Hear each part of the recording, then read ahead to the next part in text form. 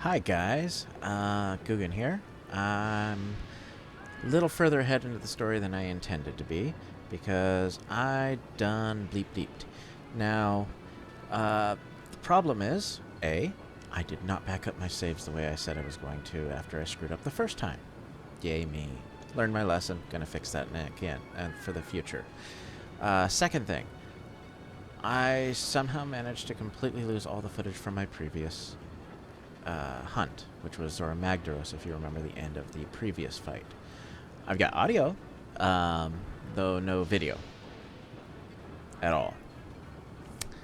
Not the way I wanted to start this video. So, unfortunately, my last backup save was from way back when, right after the Tobi Kadachi fight. So, that was a long way back. I might go back and fix that later, but certainly not anytime soon. I do apologize if that's irritating, but yeah. Anyway, moving on. Not a whole lot going on this episode. Should be quick. Hopefully it'll be only a 10-15 minute episode, if that. We are going to go out to the Great Ravine, like it says up in the top right up there. But before we do that, I'm going to go to the blacksmith, and we are going to see if we can upgrade our gear a little bit with armor tokens to survive a little bit better. I will see you over there. Okay, so we are at the blacksmith. I'm just going to upgrade a few pieces of my gear, just the armor on them, to give me a little more armor to work with. We're probably going to be replacing some of these pieces shortly, but armor tokens are fairly common. So yeah, I'm not going to be able to upgrade everything, but right now my defense is at 101. Let's see what we can get to.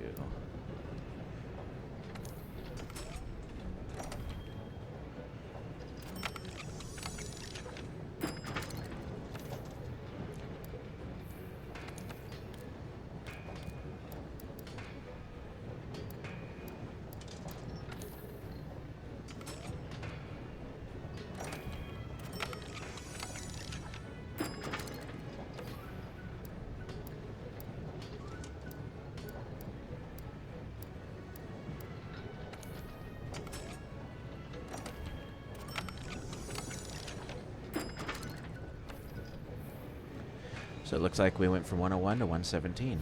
It's not a horrible boost.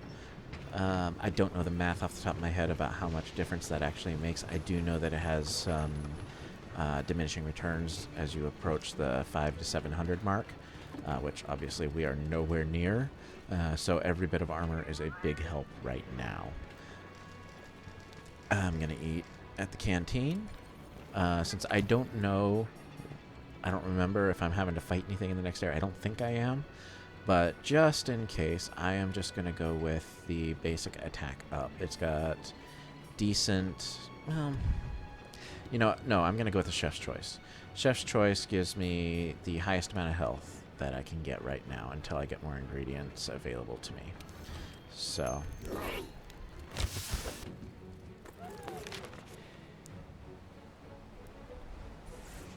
off we go to the Great Ravine. This is the only time we get to go here.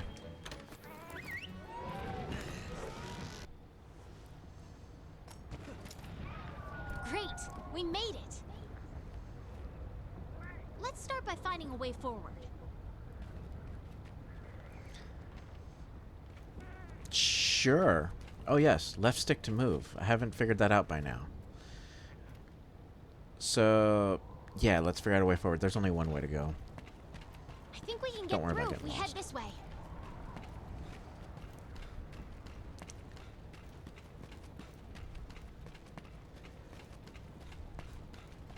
Zora Magdaros went straight through.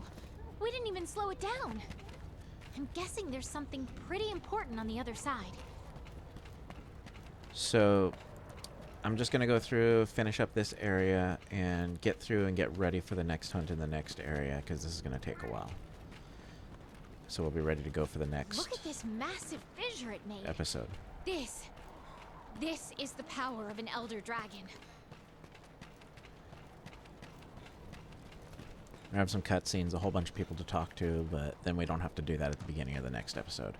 I'm thinking I might try to do that at the end of the episodes. Get the interesting stuff out first. We gotta be careful not to fall here. And then, if I can get the interesting stuff out first, then we can do the boring stuff afterward. And then we'll be we're ready to getting go for the close? interesting stuff the next time.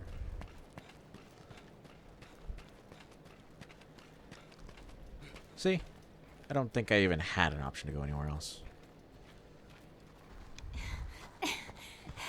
Oh.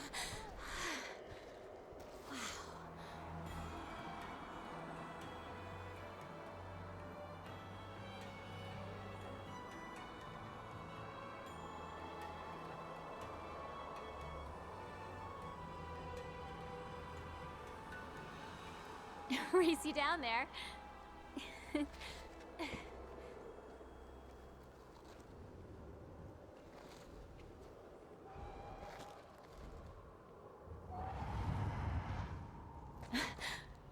Come on, this way.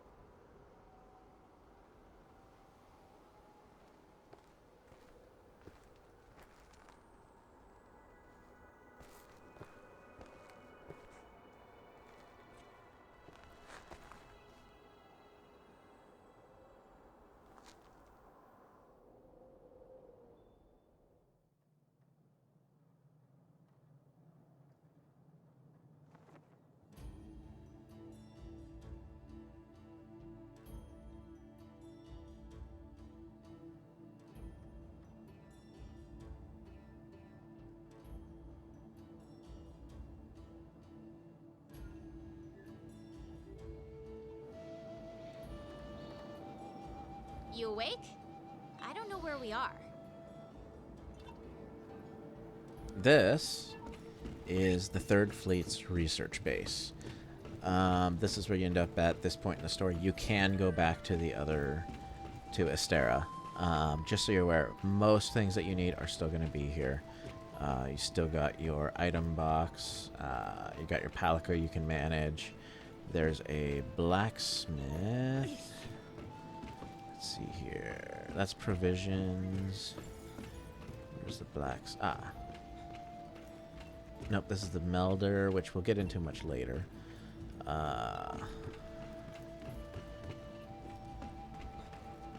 There's another level down.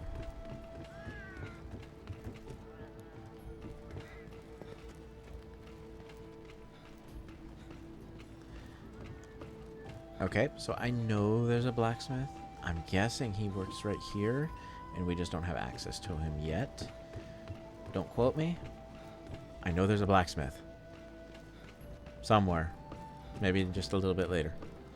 Anyway, let's get the story out of the way, and we'll go through and talk to anyone we need to talk to here. And that way there on the next mission, we can just start straight up.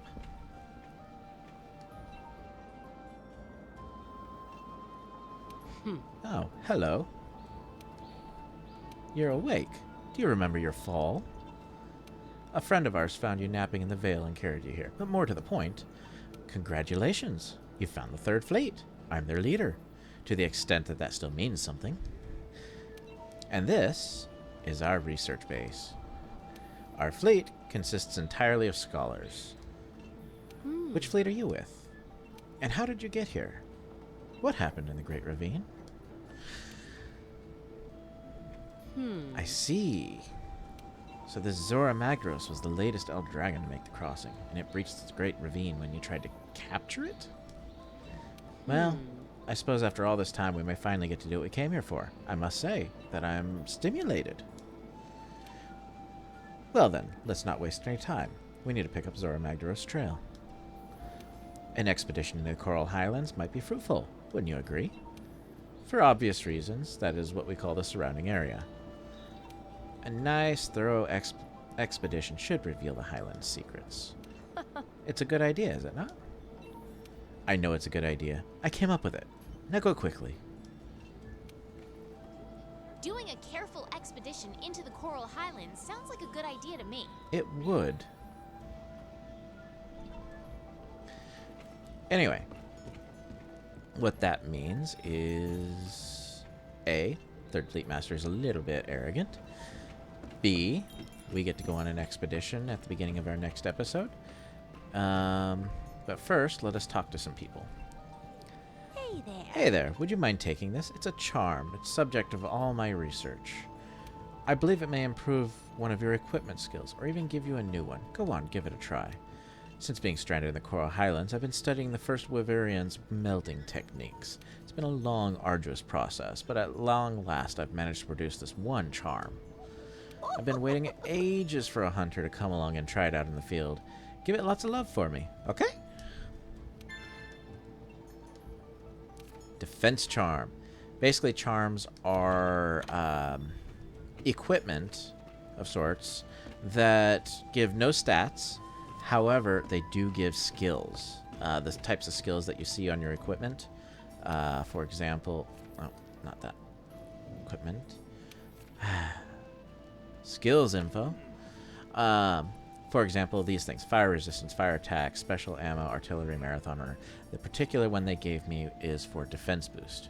Now, defense boost is, or the charms are capable of being upgraded at the blacksmith. And right now, the charm that I've got will give defense boost 1 once I equip it. I'll show you. Change equipment. See, it says no equipment equipped. But defense charm right here, if I hit the pad, you'll see here at level 1 it gives +5 defense. Out of my 117 or whatever I've got, that'll take me to 123. 2. I can do math, I promise. Level 2, if I could afford to upgrade it to there, would give me 10. Now, it starts getting a lot more useful when you start getting up at least to level 3. Level 3 is the first one because then it gives you a percentage. Not only does it give you the +10 that you get at level 2, but it also bumps you by 5%. So it'd be around a 15 boost. Now, you keep the 5% here and gain another 10, so that takes you about to 25. But then, at this point, you start getting elemental. At the very end, it's actually quite useful defensively. Say, for example, if you have 400 or 500 base defense, which I think is early high rank, give or take. This thing here, if you had a level 7, would give you an extra 85 defense, taking you almost to 600, which at that point I think is like I don't know, about a 15% damage reduction or something like that. Additional. And then it gives you +5 to all your resistances. I'm not going to say it's the be-all, end-all, but it's a useful early one. Later on, when you get into master rank, it really doesn't add up as well, because at that point you've got somewhere around 800 armor, and you're already resisting something like 90%, and it takes you up to like 91% damage reduction. It doesn't add up quite as much compared to some other abilities you can get. However, early on, it is a decent help, so I'm going to equip it.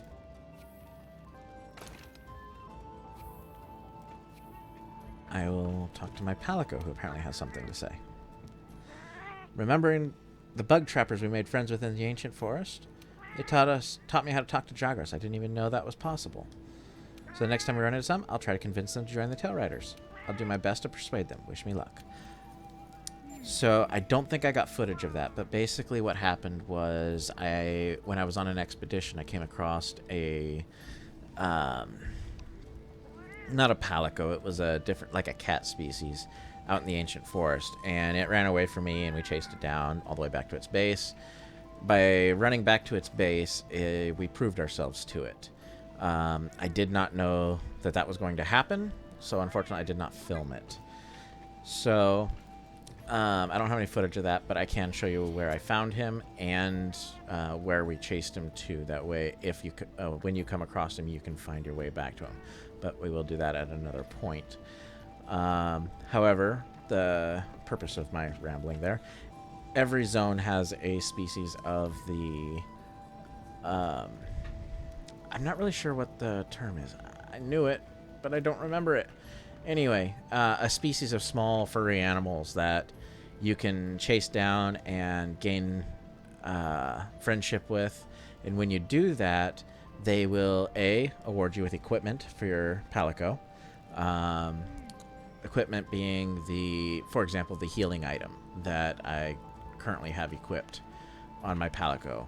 When he drops the random healing, full heal on my head or leaves one laying on the field, that's his equipment procking.